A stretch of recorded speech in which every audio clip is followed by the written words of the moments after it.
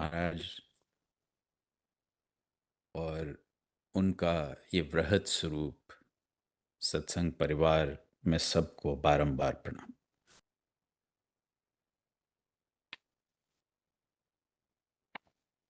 कभी कभी कुछ गहन विषय होते हैं, उनमें से एक यह है कि हम लोग साधक हैं, सत्संगी हैं, गृहस्थी हैं या विरक्त,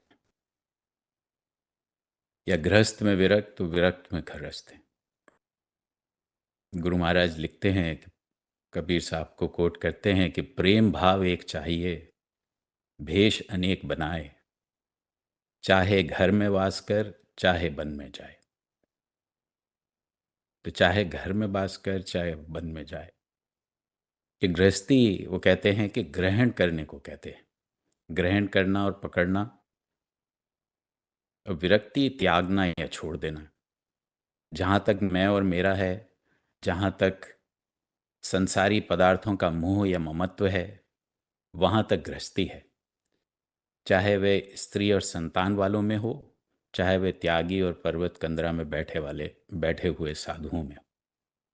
विरक्ति का अर्थ है कि मन एकदम इधर का मोह त्याग कर मालिक के चरणों में झुक जाए और उन्हीं के आश्रय रहते हुए अपने सारे व्यवहार करे।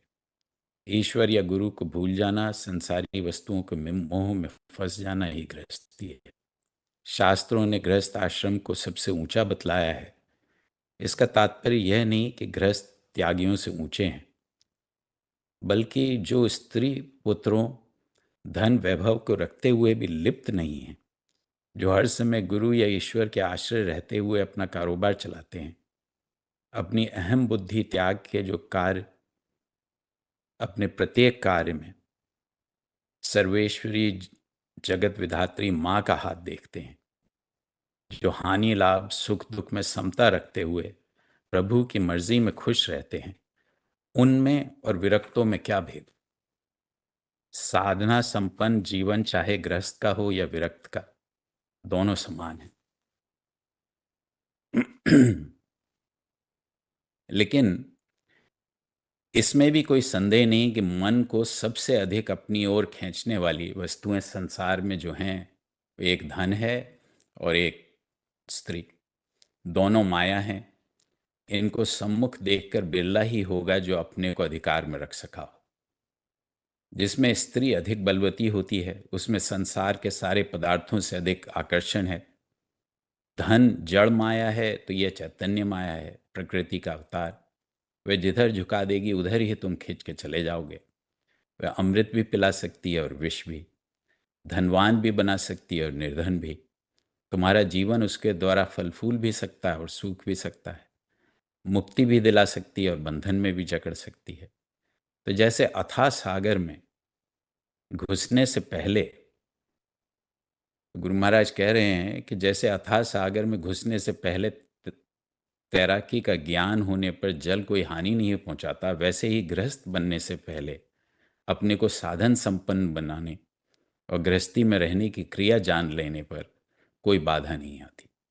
धन वैभव स्त्री का सदुपयोग धर्म के कामों में सहायता पहुंचाता है और दुरुपयोग सुख और शांति से वंचित करता है। तो योग कर्मसु कौशलम, कर्म करने के कौशल का नाम ही योग है। ऐसी कुशलता घर गृहस्थी में भी लाई जा सकती है, विरक्ति में भी। सब कुछ राजकर्म भी करते हुए, संसार भोग करते हुए भी लाई जा सकती है। त्यागी और एकांत सेवी जीवन में भी लाई जा सकती है। जो गृहस्थी में विरक्ति और विरक्ति में गृहस्थ हैं, वही योगी हैं, और उन्हीं के लिए परमात्मा अति सुलभ है। यह भगवान कृष्ण का योग था। भगवत गीता न तो प्रवृत्ति मार्ग का उपदेश करती है, न निवृत्ति मार्ग का। वह तो मनुष्य को एक तीसरा रास्ता ही दिखाती है। वह सांप्रदायिकता नहीं, मानवीय धर्म की ओर ले जाना चाहती है। बुद्धि योग, कर्म योग, भक्ति योग इत्यादि में से किसी को गलत नहीं बताती, किसी का खंडन नहीं करती।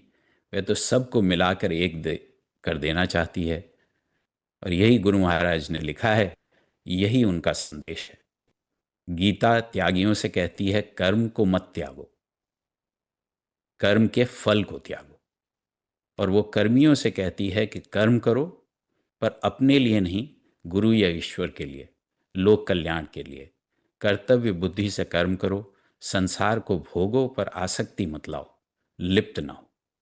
शुष्क ज्ञान और शुष्क कर्म होता है जब तक वह भक्ति रस से परिपूर्ण ना हो।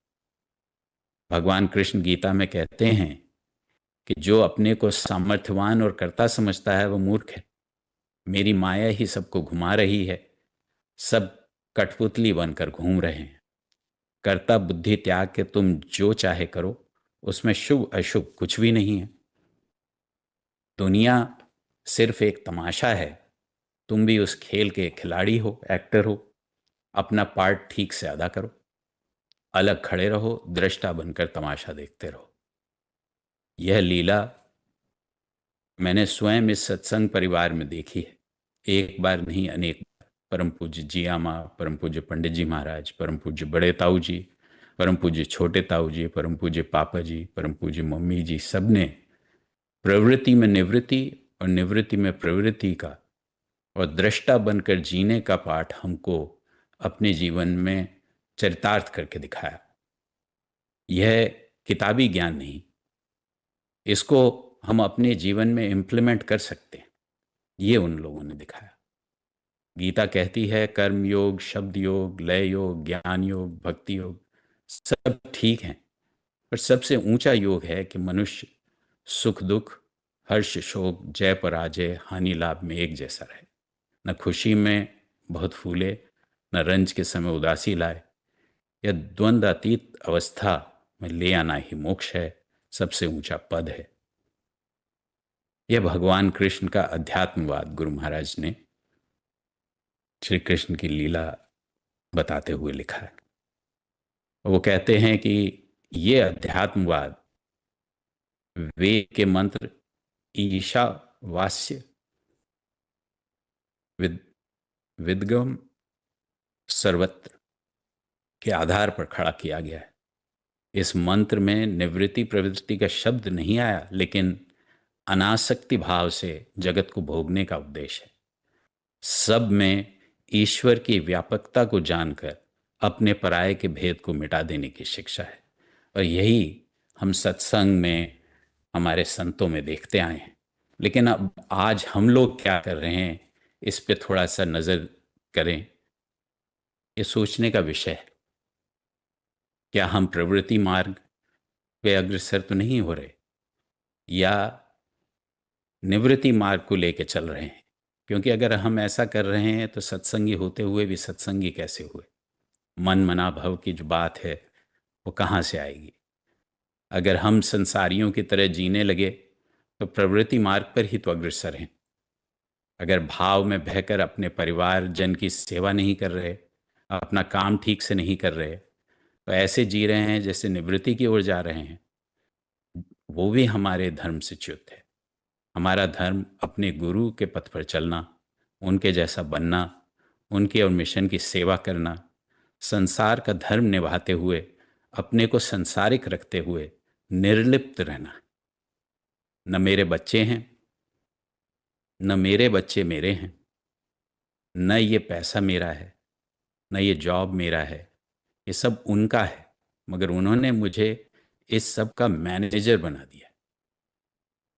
लेकिन हम उसका ओनर बन बैठते हैं। अब उससे क्या होता है कि प्रेशर भी बढ़ रहा है, डिप्रेशन, एंजाइटी भी बढ़ रही है। मगर सबसे बड़ी बात यह है कि बताया गया है कि मैं और मेरा को छोड़कर तू और तेरा का पाठ पढ़ना सीखो।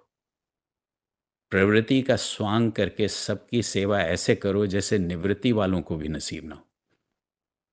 अपना धर्म यानी संसारिक काम गुरु की सेवा है, ऐसे करो। यानी अगर ऑफिस में प्रमोशन किसी का हो गया तो तुम क्यों रो रहे हो? किसी की नौकरी अगर नहीं रही तो गुरु के शुक्रगुजार हो कि उससे लिप्त होने से जो स्थिति बन रही थी वह न रही।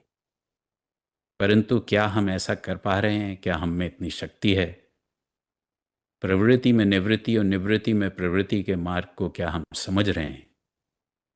या हम संसारिक प्रगति को गुरु कृपा समझते हैं और हर संसारिक उलझन में हम गुरु को कोसते हैं, गुरु से झगड़ा करते हैं और उस दूसरे को सत्संगियों में ही हम देखते हैं कि उस दूसरे को तो आपने सब दे दिया, उस पर सारी कृपा कर दी और मुझसे सब छीन लिया, मुझे मझधार में छोड़ दिया।